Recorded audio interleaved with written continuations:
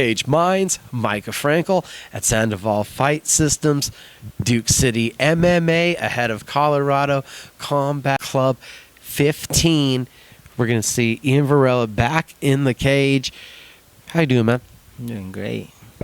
Doing great. Looking not so happy. Is that just the mean mugging for the fight? A little hungrier this time.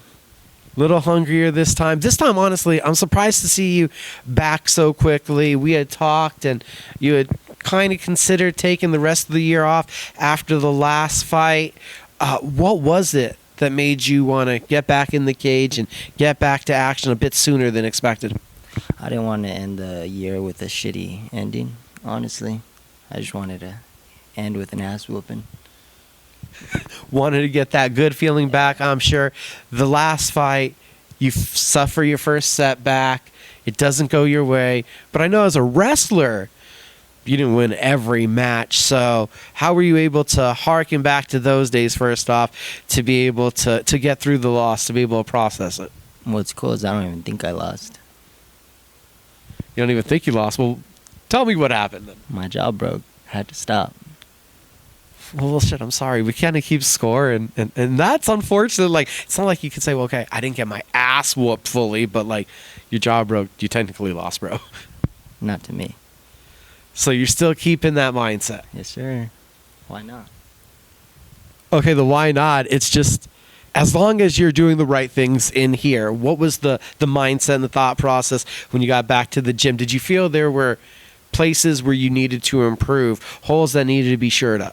Train harder. I was not training as hard as I should be.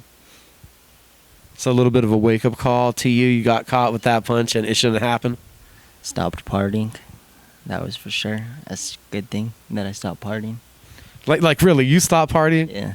Haven't partied for 6 months. 6 months now. Big thing. Big change.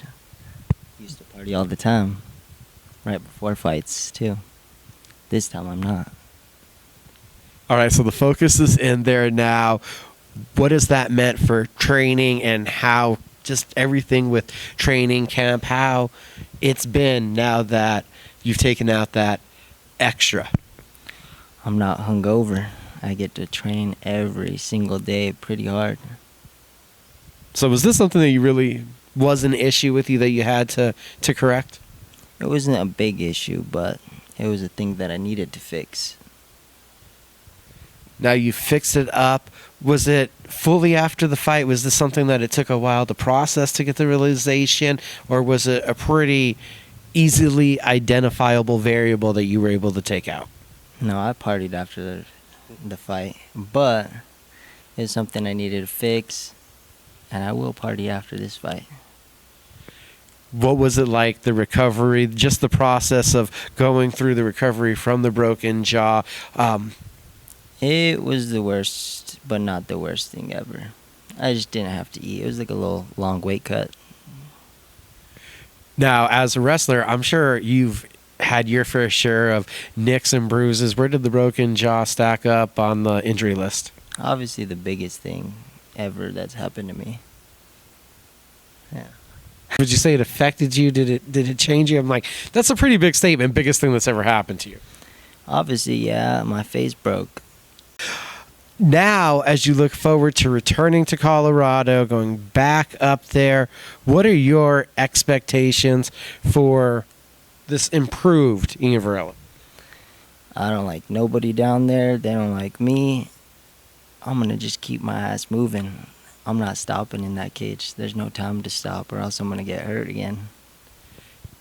Daniel Aggrey, I'm thinking, sorry if I mispronounced your name, going to be the opponent. This is a title eliminator. What are your expectations for the fight? Beat him super quick, and then I'll be back for that title. Super quick, is that just the expectations and the confidence that you have in your skills, or have you seen something in Daniel that also gives you that added boost of confidence that you can get it done that fast? Toughest fighter I've ever fought this week, but I trained my hardest. This is the hardest camp I've ever had.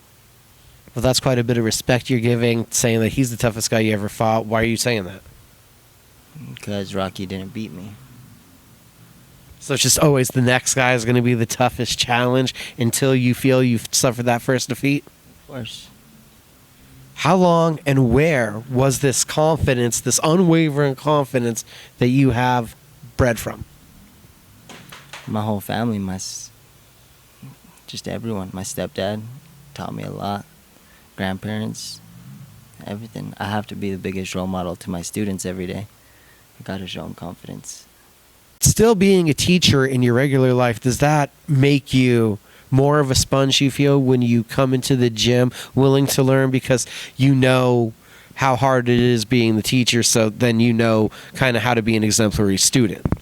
It's different this camp. I've listened, and that's all I've done this camp.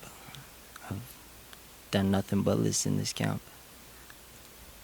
And you already kind of said it, but how big is it to end the year back on a positive note?